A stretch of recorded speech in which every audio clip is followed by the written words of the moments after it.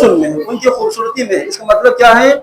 یعنی ایک عورت کی کوشش یہ ہوتی ہے کہ وہ جس قدر ہو سکے خوبصورت نظر آ جائے، ہنسی نظر آ جائے، لیکن مولا فرماتے ہیں وَجِمَالُ الرِّجَالِ فِي عُقُولِهِمْ، لیکن ایک مرد کے لیے خوبصورتی کیا ہے؟ ایک مرد کے لیے حسن کیا ہے؟ کہ وہ بہت عقل مند انسان ہو۔ لہذا محترم، میں جب اس حدیث کا مطالعہ کر رہا تھا تو چھٹے امام کی ایک حدیث میرے سامنے آئی۔ امام فرماتے ہیں کہ بری عورتوں سے اپنے آپ کو دور رکھو اور اچھی عورتوں سے بھی ہوشیار رکھو۔ یہ بہت ہمارے لیے بارک بین حدیث ہے۔ اس حدیث میں آپ محترم مومنین کی توجہ چاہوں گا۔ امام نے کیا فرمایا؟ بری عورتوں سے بچے رہو اور جو اچھی عورتیں ہیں، صحیح عورتیں ہیں، ان سے بھی ہوشیار رہو۔ اور اگر کوئی عورت تمہیں مشورہ دے تو عورت کے مشورے پر عمل نہ کرنا۔ اچھی بات کہے، اچھا مشورہ دے، امام نے فرمایا پھر بھی ان کی اطاعت نہ کرنا، کہیں وہ تمہیں غلط مشورہ نہ دے۔ اب مطلب اگر ہم اس حدیث کو مان لیں تو ہمارے گھریلو سسٹم ہی برباد ہو جائے گا۔ ہمارے ہر گھر میں مثلا، اگر ہر گھر میں نہیں تو کم از کم 10 گھروں میں سے 8 گھروں میں عورتوں کی حکومت ہے۔ کوئی نہ کوئی کام ہم بغیر کسی عورت سے، مثلا چاہے وہ زوجہ کی صورت میں ہو یا ماں کی صورت میں ہو، ہم کام نہیں کرتے۔ اور عزیز محترم دیکھیے، حدیث کو سمجھنے کے لیے فقط ترجمہ پڑھنا کافی نہیں ہے۔ مثلا اگر آپ نے قرآن کی آیت پڑھنی ہے تو فقط قرآن کی آیت کے ترجمہ پڑھنے سے آپ کو قرآن سمجھ میں نہیں آئے گا۔ ترجمے کے ساتھ ساتھ جب تک آپ اس آیت کا شان نزول نہیں پڑھیں گے، وہ آیت کب نازل ہوئی تھی، کہاں نازل ہوئی تھی اور کن افراد کے لیے نازل ہوئی تھی، جب تک آپ کو یہ پتہ نہیں ہوگا تب تک آپ کو قرآن کی آیت سمجھ میں نہیں آئے گی۔ اسی طرح سے حدیث بھی ہے، جب تک آپ حدیث کے بیک گراؤنڈ کا یعنی کہ شان کا، وہ حدیث کب بیان کی، کن افراد کے لیے بیان کی، یہ نہیں پڑھیں گے تب تک آپ کو حدیث کو سمجھ میں نہیں آئیں گے۔ مثلا میں اس حدیث کو سمجھانے کے لیے ایک اور حدیث آپ کی خدمت میں پیش کروں، تمام بچے کو یاد ہو کے۔ ہمارے اکثر اسکولوں پر لکھا ہوا ہوتا ہے اطلب العلم من المہد الی اللحد ولو بالسین، علم حاصل کرو ماں کی گود سے لے کر قبر کے سراہنے تک یا قبر تک، ولو بالسین، تمہیں چاہے چین جانا پڑے۔ اب عزیز محترم، یہ حدیث کا جو ترجمہ ہے وہ ظاہراً یہ ہے، لیکن معصوم نے یہ کیوں فرمایا؟ فقط چین کا نام کیوں لیا ہوا ہے؟ مثلا امریکہ جانے کے لیے کیوں نہیں کہا؟ برطانیہ جانے کے لیے کیوں نہیں فرمایا؟ عزیز محترم، اس زمانے میں چین تعلیم کے حوالے سے ڈیولپڈ کنٹری تھی۔ باواز بندے صلوات۔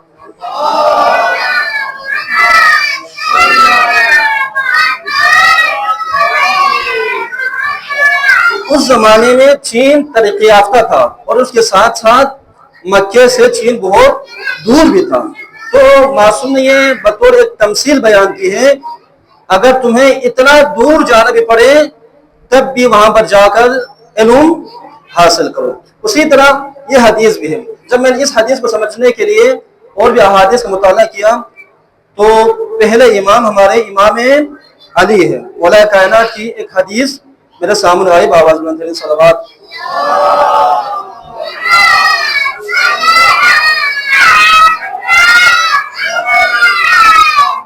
مولا فرماتے ہیں انسان کے پاس جو عقل ہے اس عقل کے 2 حصے ہیں۔ ایک حصہ فطری عقل ہے، فطری عقل میں مرد و زن، عورت اور مرد برابر ہے۔ فطری عقل کیا ہے؟ مثلا جو بھی انسان دنیا میں پیدا ہو کے آتا ہے، چاہے مرد ہو یا عورت ہو، دونوں کی عقل کیا ہے؟ برابر ہے۔ دوسرا جو حصہ ہے عقل کا وہ کیا ہے؟ انسان کو علم حاصل کرنے کے بعد، انسان کو تجربہ حاصل ہونے کے بعد جو علم حاصل ہوتی ہے یا جو عقل انسان کو آتی ہے وہ کیا ہے؟ اس عقل کا دوسرا حصہ تجربات حاصل ہوتے ہیں۔ آج کے زمانے میں کہے تو جو ہمیں ایکسپیرینس کے ذریعے سے حاصل ہوتی ہے मौला ने फरमाया दूसरा जो अक्ल का हिस्सा है वो तजर्बात से हासिल होते हैं। अब अज़ा मोहतरम छठे इमाम ने जो हदीस बयान की है कि औरत से मशवरा मत करना, इसका मतलब ये नहीं है कि अगर औरत पढ़ी लिखी हो, पीएचडी होल्डर हो, मास्टर की हुई हो, उस औरत से मशवरा ना करो, एक अनपढ़ मर्द से मशवरा करो। इमाम ने ये नहीं फरमाया, बल्कि जिस जमाने में इमाम ने ये हदीस बयान की है उस जमाने में अक्सर खवातीन अनएजुकेटेड थी, यानी कि अनपढ़ थी। तो इमाम ने इस तरह से बयान किया है कि अगर औरत अनपढ़ हो, पढ़ी लिखी न हो, तो उस वक्त उस औरत से मशवरा न करना। लेकिन अगर मसला मुहतरम एक मर्द है वो बिल्कुल अनपढ़ है, लेकिन उसके मुकाबले में एक औरत है वो पढ़ी लिखी है, तो उस मर्द से ज्यादा उस औरत के पास क्या होगी? अक्ल होगी। क्यों? क्योंकि उसके पास इल्म मौजूद है। लेकिन अज़ीज़ मुकर्रम हमारे मुआशरे में जो खराबी बढ़ती जा रही है, खासकर हमारी बल्ती इलाकों में, वो क्या है? हमारी औरतें बहुत सादा है, सीधी सादी है।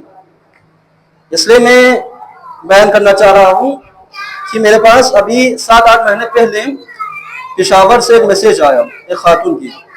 उसने कहा कि मुझे अपने बच्चे के लिए आपसे कुरान पढ़वाना है। तो मैंने कहा ठीक है, मैं पढ़ा दूंगा। लेकिन उन्होंने कहा कि अभी मेरा बच्चा स्कूल जा रहा है, थोड़ा सा मसरूफ है, जून जुलाई तक मैं आपको बता दूंगी। कल उस खातून का मैसेज आया, कहने लगी कि मैं बहुत परेशान हूँ। अब मुझे वो खातून नहीं मालूम कहाँ की थी। मैंने कहा कि परेशानी की वजह क्या है? तो उन्होंने कहा कि मेरी शादी एक ऐसे शख्स से हुई है, वो शख्स मुझसे 20 और 21 साल बड़ा है। तो मैंने कहा कि आपकी शादी उस मर्द से, उस शख्स से किसने करा दी थी? तो कहने लगी मुझे उससे प्यार हुआ था। प्यार कैसे हुआ? वो लड़की कहाँ की है? गिलगित के रहने वाली, और वो मर्द पेशावर का। किसी खातून ने उस लड़की को उस मर्द का नंबर दिया और वो लड़की उससे बात करने लगी, और आहिस्ता आहिस्ता उस मर्द की बातें उस लड़की को अच्छी लगने लगी। फिर उस लड़की ने उस मर्द के साथ शादी कर ली। अभी शादी के 10 साल बाद वो तलाक लेने के लिए राबता कर रही है। अब मोहतरम क्या है? वो खातून ये कहती है कि मुझे घर में ऐसे रखा हुआ जैसे किसी कनीज और गुलाम को रखा जाता। अब हमारी बहुत सारे खवातीन जो गैर मज़ाहिब के यहाँ जा रही है, या दूसरे माशरूम में या दूसरी सूबों में शादी करके जा रही है, वो खवातीन पहले नहीं जानती है। वो लोग मसलन मर्द अच्छे अच्छे 4-5 जुमले कहें कि मैं तुम्हें वहां लेके जाऊंगा, तुम्हें इस तरह से रखूंगा, तो खातून क्या है? सादा लोग है, खुसूसन हमारे जिली बल्तिस्तान की खवातीन। चूंकि हमारे इलाके से भी इस तरह की बातें हो रही है, लिहाजा इस बात को मेंबर से बयान करना क्या है? जरूरी है। एक खवातीन को जो जाहिरन एक मर्द नजर आता है, वो असल में वो मर्द नहीं होता है। उस खातून को कंट्रोल करने के लिए हमारे मुआशरे में ऐसे कितने इस तरह के वाक़यात हो गए हैं कि लड़की शादी से भाग गई, 5-6 महीने के बाद उस लड़के ने दोबारा उस लड़की को तलाक दे दी। अब अज़ीज़ मुहतरम मासूम क्या फरमाते हैं? अल-मोमिनु कय्यिसुन, मोमिन होशियार होता है, मोमिन ज़ीरक होता है। यानी कि जिस मोमिन के साथ एक वाक़या पहले पेश आ चुका हो, वो मोमिन दोबारा उस वाक़ये की तरफ कदम नहीं रखता। लिहाजा हमारे सामने जब इस तरह के वाक़या गोलमा हो चुके हैं, तो हमारी बहनों को, हमारी माओं को अपनी बेटियों पर तवज्जो देने की जरूरत है। इसलिए देखिए, अगर कोई बेटी घर से भाग जाती है, जाने के बाद कोर्ट मैरिज कर लेती है, तो कोर्ट मैरिज फिक़्ह अहले बैन में वैलिड और सही नहीं है। जब तक वो लड़की उसी कोर्ट मैरिज के बेस पे उस मर्द के साथ रहेगा या रहेगी, वो क्या हो जाएंगे? जिना शुमार होंगे। अब अज़ीज़ मुहतरम एक बाप को, एक भाई को सोचना चाहिए कि उसकी बहन, उसकी बेटी खुलेआम जिना कर रही है, तो उसको अपने आप को शयान अली कहते हुए थोड़ा सा सोचना चाहिए। बावाज़ बुलंद करें सलावत।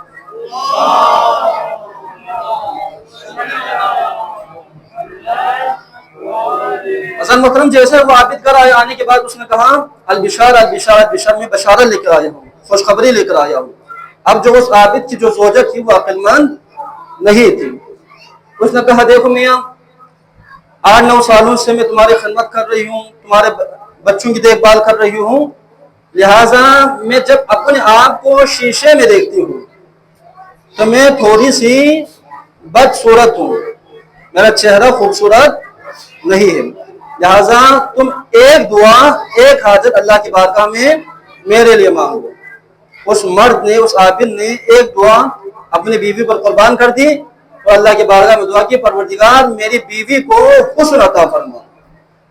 اللہ نے اس خاتون کو بہترین حسن عطا کیا, بہترین صورت عطا کی. اب عظمتاً دیکھیے ہمارے پاس اللہ کی جو بھی دی ہوئی چیزیں ہیں, چاہے وہ حسن ہو, چاہے وہ دولت ہو, چاہے علم ہو, چاہے جو بھی نعمت ہو, اللہ نے ہماری حیثیت کے مطابق ہمیں دی ہوئی ہے. ہمیں ہر حال میں اللہ کا شکر ادا کرنا چاہیے. لیکن جیسے اس عورت کو, اس خاتون کو خوبصورتی ملی, حسن ملا, اس خاتون نے کیا کرنا شروع کیا. پہلے تو جب وہ تھوڑی سی سانولی تھی, بدصورت تھی, تو کوئی مرد اسے دیکھتا ہی نہیں تھا, تو وہ بھی اپنی حدود میں رہتی تھی. بلکہ تملو جدے خود نارے بجور من نارے ابزور زدن. اب جیسے اس خاتون کو تھوڑی سی خوبصورتی ملی اور مرد حضرات اسے طرف دیکھنے لگے, جملے کسنے لگے, تو اس خاتون نے بھی اپنے آپ کو ان چیزوں میں مشغول کرنا شروع کر دیا. اب وہ خاتون شوہر کی اجازت کے بغیر گھر سے نکل کے بازار چلی جاتی تھی, نامعلوم کے سامنے خوشبو لگا کر جاتی ہے. اب محترم دیکھیں یہاں پر فقہی مسئلہ کیا ہے. فقہی مسئلہ یہ ہے کہ ایک خاتون اپنے شوہر کی اجازت کے بغیر اپنے باپ کے گھر بھی نہیں جا سکتی. مثلا اگر صلہ رحمی کا مسئلہ ہے تو فون پر بات کریں کافی ہے, لیکن اخلاقاً اجازت دینا وہ کیا ہے, اخلاقی فریضہ ہے شوہر کے اوپر. لیکن شوہر اجازت نہ دے تو شوہر کی اجازت کے بغیر خاتون اپنے باپ کے گھر بھی نہیں جا سکتی. لہٰذا وہ جو خاتون تھی وہ بغیر اجازت گھر سے نکلنے لگی, نامحرموں کے سامنے جانے لگی. اب جو اس مرد نے اس بات کو نوٹس کیا کہ یہ تو حدود الہی پامال کر رہی, میری عزت کو معاشرے میں خراب کر رہی ہے. اب اس نے دوسری دعا بھی اپنی زوجہ پر قربان کر دی. اب کیا کہا, پروردگار اب اس کو بد سے بدصورت بنا دے. اب پہلے بہت بہترین خوبصورت بن گئی تھی, اب بدصورت بن گئی. جیسے ہی وہ خاتون بدصورت ہو گئی, اس کے بچے جب معاشرے میں نکلتے تھے تو بچے اس کے بچوں کو تنگ کرنے لگے. مثلا فلانے کے بیٹے آ رہے ہیں. اب بچے تنگ ہو گئے, پریشان ہو کر روتے ہوئے گھر آئے. کیا ہوا؟ کہا میرے دوستوں نے مجھے تانا دیا ہے کہ تمہاری ماں کالی ہے. اب اس بندے خدا نے کیا کیا, تیسری دعا بھی اپنے زوجہ کے لیے اللہ کے بارگاہ میں پیش کرتے, پروردگار اس عورت کے پاس جو خوبصورتی, جو حسن, جو صورت پہلے سے تھی وہی صورت اس کو عطا کرنا. مطلب دیکھیے اس عابد کے اللہ نے کتنا بڑا مقام دیا تھا کہ جو بھی مانگو میں تمہارے دعاؤں کو, 3 دعاؤں کو قبول کروں گا. لیکن ایک بیوقوف زوجہ کی وجہ سے اس کی تمام عبادت کا جو نتیجہ تھا, ثمر تھا, وہ کیا ہو گیا, ضائع ہو گیا. بلکہ اس کا ذرا جدا ارزینو چھت سام تو ہمارا جب تک ارزیمی کو صحیح سو سمجھ پر چھو کھلوام مت لجو. مثلا اگر مرد جتنا بھی بہتر ہو, اگر گھر کی خاتون بہتر نہیں ہے تو اللہ کی تربیت ہونا مشکل ہے. اس لیے عزیز محترم اللہ نے نان و نفقہ کی ذمہ داری عورت پر نہیں رکھی ہے, بلکہ بچوں کو کھلانا, بچوں کو کپڑے پہنانا, گھر کے اخراجات مرد کے اوپر واجب ہے. لیکن بچوں کی تربیت باپ سے زیادہ ماں کے اوپر زیادہ ہے. یہی وجہ ہے ایک اولاد پر, ایک بچے پر باپ سے زیادہ ماں کے حقوق ہیں. کیوں ہے؟ کیونکہ ماں نے بچے کو تربیت دی ہوتی ہے. بابا سے بتائیں صلوات.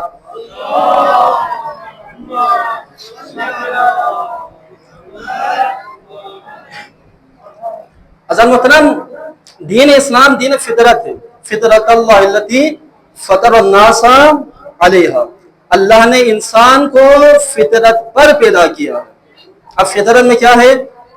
مثلا ایک انسان ہے وہ نان مسلم ہے, یعنی کہ اسلام کو ماننے والا نہیں ہے, اس کے باوجود اس انسان کو یہ پتہ ہوگا کہ کیا اچھا ہے کیا برا ہے، کیا ظلم ہے اور کون مظلوم ہے۔ آج مثلا پوری دنیا میں مسلم ممالک، کچھ مسلم ممالک کے علاوہ ایران، عراق، لبنان کے علاوہ اکثر مسلم ممالک سوئے ہوئے ہیں، لیکن یورپ سے جن کو خدا کا پتہ ہی نہیں ہے، رسول کا پتہ ہی نہیں ہے، قرآن کا پتہ نہیں، اس کے باوجود وہ لوگ قافلے لے کے جا رہے ہیں فلسطین میں، امدادی قافلے لے کے جا رہے ہیں۔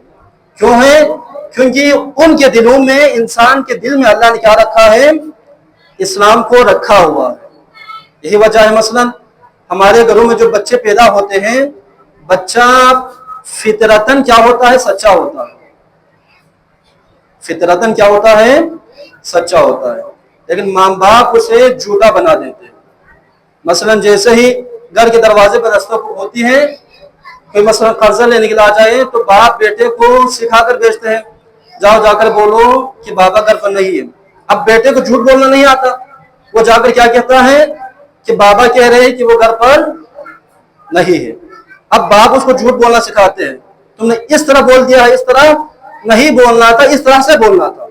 عزیزان محترم، ماں باپ اولاد کو اچھا بھی بنا سکتے ہیں، ماں باپ اولاد کو برا بھی بنا سکتے ہیں۔ پیغمبر اسلام فرماتے ہیں کل مولود یولد علی فطرت الاسلام، ہر پیدا ہونے والا بچہ فطرت اسلام پر پیدا ہوتا ہے، لیکن والدین یحودانی و نصرانی، لیکن ماں باپ اس بچے کو یہودی بناتے ہیں، نصرانی بناتے ہیں، ملحد بناتے ہیں، مشرک بنا دیتے ہیں۔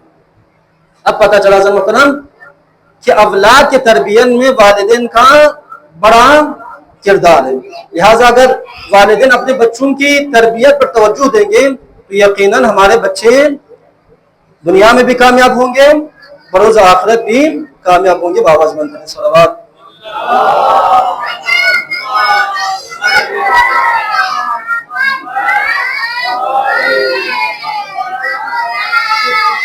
عزیزان محترم، جس انسان کے پاس عقل ہوگی وہ انسان دنیا کے کسی بھی کونے میں جائیں گے، کسی بھی چیز کو مطالعہ کریں گے، کسی بھی چیز کو دیکھیں گے تو اس چیز میں اس انسان کے لیے خدا نظر آئے گا، اللہ کی نشانیاں نظر آئے گی۔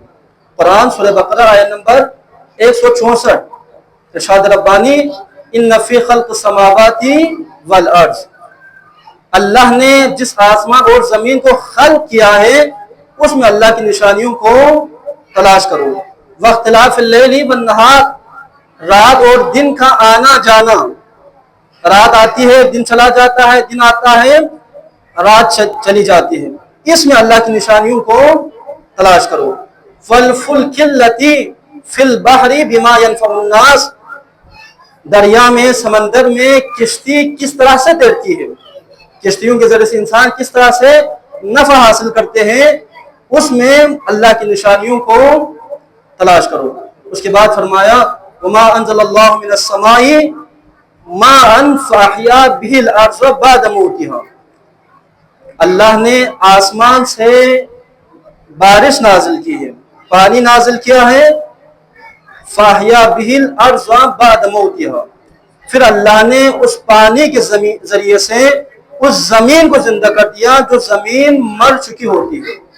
دیکھیں ایسا محترم، اللہ نے زمین کو زندہ کرنا تھا تو اللہ کیا کہتا ہے کہ میں دریا بہا کر بھی زمین کو زندہ کر سکتا تھا، لیکن اللہ کا یہ کرم ہے، اللہ کا ہمارے اوپر یہ رحمت ہے کہ اللہ نے پانی کو بارش کے قطروں کی صورت میں بہایا ہے تاکہ یہ بارش انسان کے لیے رحمت بن سکے۔ اگر دریا کی صورت میں پانی آ جائے تو یہ انسان کے لیے عذاب بن سکتا ہے۔ اب عزیزان محترم، آج کل مثلا سوشل میڈیا کا زمانہ ہے، بعض نوجوان یہ سوال کرتے ہیں کہ اگر اللہ انسان کے لیے بلائی چاہتا ہے، اگر اللہ رحمت برسانا چاہتا ہے تو کبھی کبھار سیلاب آتے ہیں، طوفان آتے ہیں، زلزلے آتے ہیں، یہ کیوں آتے ہیں؟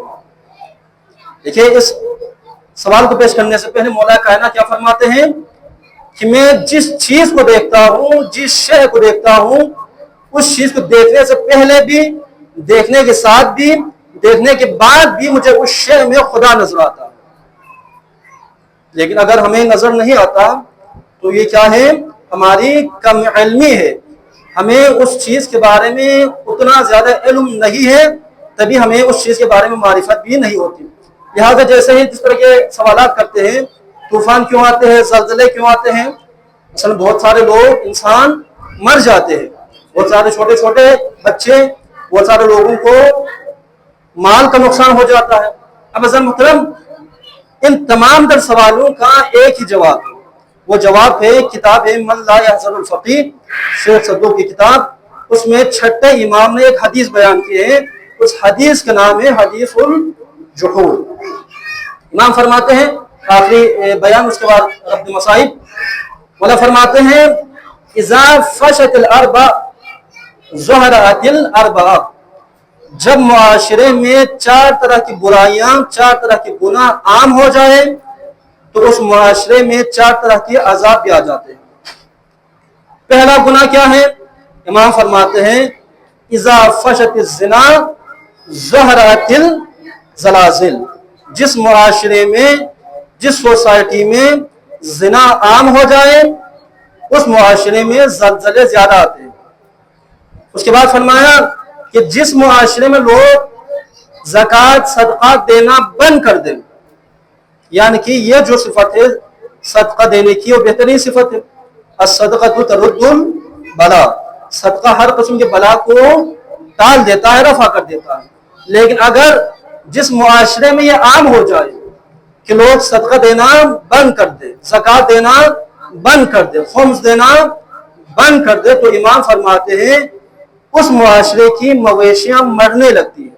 اب میں نے پہلے بھی کہا تھا کہ ہر حدیث کا ترجمہ وہی نہیں ہوتا، بلکہ اس حدیث کو سمجھنے کے لیے، کیونکہ اس زمانے میں مویشیاں بطور دولت تھی۔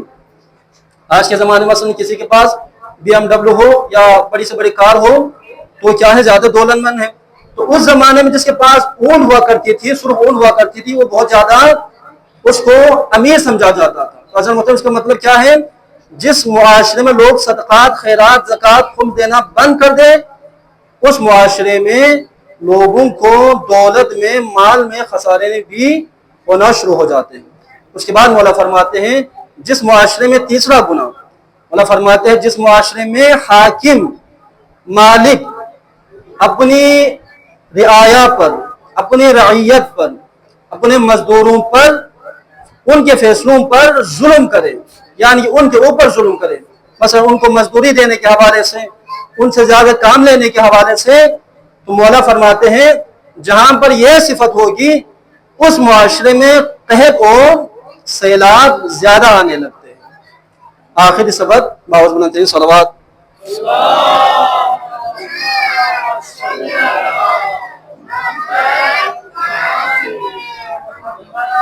مولا فرماتے ہیں کہ جس معاشرے میں، امام نے کیا فرمایا، اگر لوگ اس طرح کی برائیوں میں ملوث ہوں گے تو اس طرح کے عذاب بھی آئیں گے۔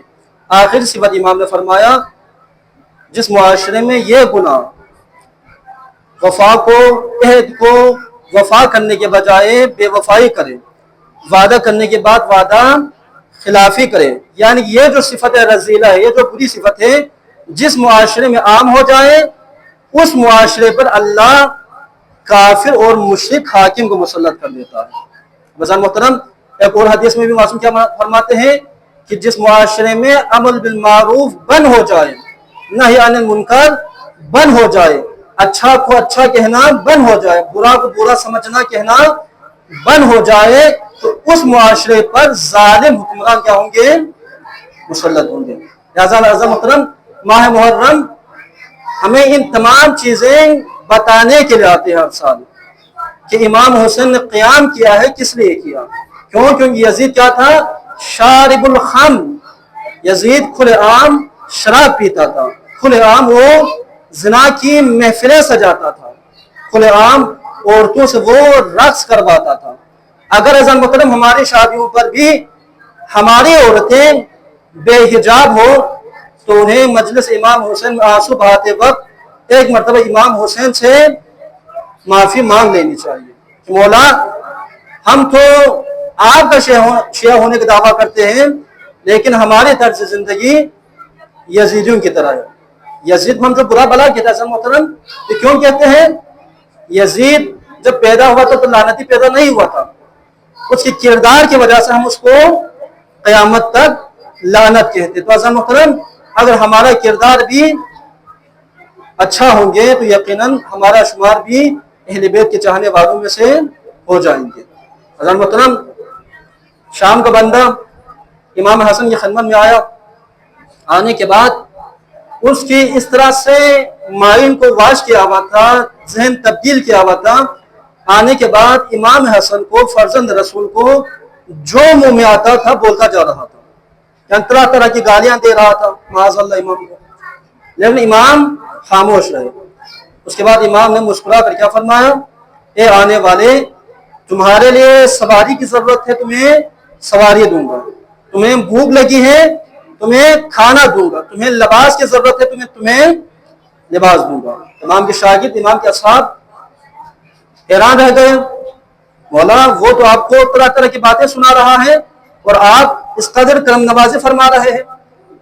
इमाम थोड़ी देर खामोश रहे, उतने में वो जो शामी था वो पलट गया। पलटने के बाद क्या कहता है?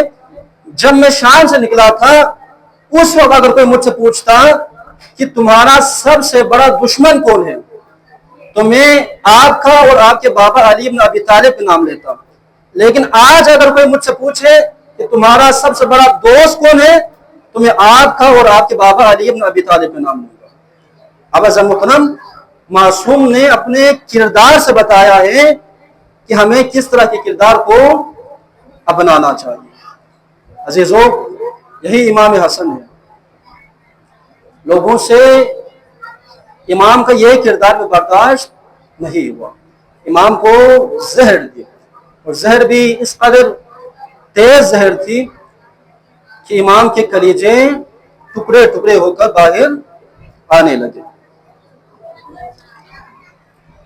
इमाम हुसैन को लोगों ने बुलाया। जब इमाम हसन की खिदमत में इमाम हुसैन पहुंचे, इमाम हसन की हालत देखी तो इमाम हुसैन गिरिया फरमाने लगे। अब एक मरतबा वक्त शहादत इमाम हसन है, इमाम हसन ने क्या फरमाया? भैया हुसैन, ला यौमा का यौम का या अबा अब्दुल्लाह, भैया हुसैन जो आपका दिन होगा उस दिन जैसा किसी का दिन नहीं होगा। ज़ादारो, इमाम हसन को आशुरा का एहसास है। अब ये कैसे हो सकता है कि हजरत ज़ैनब ने करबला के लिए बंदोबस्त की है अपने बच्चों की, मौलाए कायनात ने हजरत अब्बास को तैयार किया है, अब इमाम हुसैन कैसे पीछे रह सकते हैं? इमाम हुसैन अपने बेटे शहजादा कासिम को तैयार किया। एक मतलब हजरत कासिम को बुलाया, बुलाने के बाद हजरत शहजादा कासिम के बाजू पर एक तावीज बांधा, बांधने के बाद कहा, बेटा कासिम, दुनिया में जब तुम्हें सख्त मुसीबत पेश आए उस वक्त इस तावीज को खोल के देख लेना। अजीजों, वक्त गुजरता गया, शब आशूर, इमाम हुसैन ने अपने तमाम असहाब को जमा किया। जमा करने के बाद तमाम असहाब से मुखातब होकर इमाम ने क्या फरमाया? मेरा असहाब, मैं तुम सब से अपने बैअत को उठा लेता हूं, जिसको जाना है जा सकते। अगर किसी को रोशनी की वजह से शर्म आ रही है तो मैं हुसैन रोशनी को बुझा दूंगा। एक मरतबा इमाम ने चराग को बुझा दिया। जब दोबारा चराग जलाया गया, कोई भी नासिर हुसैन वहां से नहीं उठा था। इमाम ने हजरत अब्बास से कहा, भाई अब्बास, जरा कल के शुहदा की फहरिस्त तैयार करो। हजरत अब्बास फहरिस्त बनाने लगे। जुहैर का नाम लिख दिया गया, एक एक सहाबी का नाम लिखते गए। हजरत कासिम 13 बरस का अभी छोटा सा बच्चा था, सबसे आखिर में था उस मजमे की। उलमा बयान करते हैं हजरत कासिम बार बार अपने सर को उठा रहे थे ताकि इमाम हुसैन की नजर पड़े। एक मरतबा जब फहरिस्त तकरीबन मुकम्मल होने वाली थी, कासिम का नाम नहीं आया। आगे बढ़ने के बाद सवाल किया, चाचा जान, क्या कल के शुहदा में कासिम का नाम नहीं है? अज़ादारों, इमाम हुसैन ने हजरत कासिम के सवाल का जवाब नहीं दिया, बल्कि उस सवाल पर एक और सवाल किया, कासिम अल मौत कैफ इंदक, कासिम तेरे नजदीक मौत कैसी है? फरमाया, चाचा जान, आपकी खिदमत करते हुए मौत आ जाए अहला मिन असल, कासिम के लिए शहद से ज्यादा मीठी है। अज़ादार, इतना सुनना था। इमाम ने फरमाया, कासिम अगर ऐसा है तो कल के शहीदों में आपके तो नहीं, अली असगर का नाम भी शामिल है। आपकी तो बात ही नहीं है, छोटा बच्चा, 6 माह बच्चा, अली असगर का नाम भी शामिल है। अज़ादारों, इतना सुनना था। हजरत कासिम जलाल में आए, चाचा जान, मेरा भाई अली असगर तो चल भी नहीं सकता, क्या ये फौज अश्क़े खीमों में आएगी? कहा, नहीं कासिम, असगर को मैं खुद अपने गोद में उठा के लेके जाऊंगा। अज़ादारों, करबला की माओं ने अपने बच्चों की किस तरह से तरबियत की। रोज़ा आशूर, सुबह आशूर नमूदार हुई, एक एक सहाबी जाते हैं, शहीद होते हैं। एक मरतबा हजरत कासिम इमाम हुसैन की खिदमत में आए। आने के बाद कहा, चाचा जान, मुझे भी जंग में जाने की इजाजत दे दे। क्या फरमाया कासिम, मैं तुझे किस तरह इजाजत दे दूं? आप मेरे भाई हसन की शबी है। अज़ादारों, वापस पलट कर आए, दोबारा गए, हजरत अली अकबर शहीद हुए। हजरत कासिम बार बार इजाजत तलब करे, लेकिन हजरत कासिम को इजाजत नहीं मिल रही।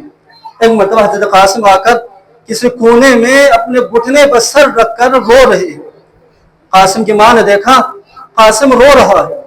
आखिर मां थी, समझती थी कि बेटे के दिल पे क्या गुजर रहा है। कहा, कासिम क्या हुआ? कहा, मां, मैं बार बार इजाजत तलब कर रहा हूं, लेकिन मुझे इजाजत नहीं मिल रही। कासिम, तुम्हें याद है तुम्हारे बाबा ने तुम्हें एक तावीज दिया था और कहा था, कासिम, जब कोई बड़ी मुसीबत आ जाए तो इस तावीज को खोल के देख लेना। अज़ादारों, हजरत कासिम ने उस तावीज को खोल के देखा। देखने के बाद दिल को थोड़ा सा शायद इत्मीनान आया होगा। उस तहरीर को लेकर, उस तावीज को लेकर इमाम हुसैन की खिदमत में पहुंचे। इमाम हुसैन को वो तहरीर दे दी। अब एक मरतबा इमाम हुसैन ने वो तावीज पढ़ा है, वो तहरीर पढ़ी। उस तावीज में क्या लिखा हुआ था? भैया हुसैन, जब आप करबला पहुंचेंगे असर आशूर को, तो मेरी तरफ से मेरे कासिम की कुर्बानी कबूल कर लेना।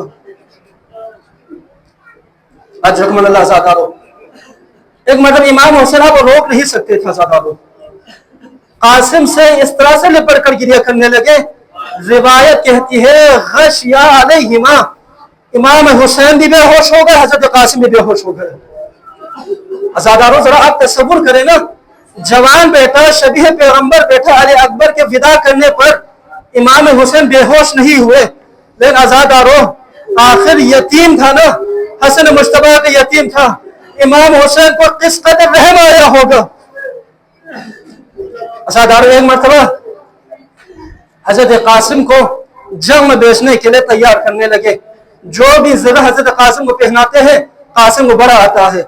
जो भी खोल हजरत कासिम के सर पर रखता है, कासिम के सर पर फिट नहीं आता। एक मतलब हजरत अब्बास ने हजरत कासिम को उठाकर घोड़े पर रखा है। जब हजरत कासिम ने रकाब में पाँव रखना चाहते थे तो रकाब बड़ा हो गया, कासिम का पाँव ऊपर रह गया। उस रकाब को काटने के बाद छोटा कर दिया गया। अज़ादारों, हजरत कासिम मैदान में गए हैं। यहाँ पर अल्लामा अज़हर हुसैन ज़ैदी फरमाते हैं, जैसे हजरत कासिम मैदान में गए, इमाम हुसैन रेत के टीले पे गए हैं। हजरत ज़ैनब दर खेमे पे खड़ी हैं और हजरत कासिम की मां मुसल्ले इबादत पर है। अज़ादारों, एक मतलब हजरत कासिम जैसे मैदान में आया, इसर साहब ने अजरक शामी को, उस पहलवान को हुक्म दिया, जाओ जाकर इस बच्चे को खत्म कर दो। उस मल्लून ने कहा, ये तो छोटा सा बच्चा है, मेरा बेटा इसे कत्ल कर देगा। उसने अपने बेटे को भेजा। शहजादा कासिम ने, हसन के लाल ने उसे वासिल जहन्नम कर दिया। उसके 4 बेटे थे, चारों हजरत कासिम ने वासिल जहन्नम कर दिया। आखिर उस मल्लून को गुस्सा आया, तुमने मेरे बच्चों को मारा है, मैं इस बच्चे की मां को इस बच्चे के माता में बिठा दूंगा। अज़ादारों, ये कहता हुआ वो मल्लून जैसे मैदान में आया, इमाम हुसैन ने हजरत ज़ैनब से कहा, बहन ज़ैनब, कासिम की मां से कहना अपने बेटे के हक में दुआ करना, इसलिए कासिम के मुकाबले में वो पहलवान आया है, जो 4000 सिपाहियों के बराबर है। अज़ादारों, हज़रत कासिम ने उस मलऊन को बिवासिले जहन्नम कर दिया। एक मरतबा किसरा शाह ने हुक्म दिया, ये बनो हाशिम का बच्चा है, इसे चारों तरफ से घेर कर मारो। अज़ादारों, जब फौज लईन ने, फौज अश्किया ने हसन के लाल को चारों तरफ से घेर कर मारना शुरू कर दिया। हज़रत कासिम घोड़े पर ठहर न सके, घोड़े से जमीन करबला पे आने लगे। हुसैन रेत के टीले से गिरे। हज़रत ज़ैनब पर खीमे पे गिरी। कासिम के मां सजदे में गिर गई, कहने लगे, परवरदिगारा, तेरा लाख लाख शुक्र है, तूने मेरी कुर्बानी कबूल कर दी। अजरकमन अल्लाह। अज़ादारों, रोने वाली शब है, गिरिया करने की रात है। जैसे हज़रत कासिम ने आवाज दी है, चाचा मेरे मदद को आ जाइए, इमाम हुसैन तेजी से मक्का की तरफ बढ़ने लगे। जब इमाम हुसैन को आता हुआ देखा फौज अश्किया ने, तो दाएं तरफ की फौजें बाएं तरफ चली गई, बाएं तरफ की फौजें दाएं तरफ चली गई।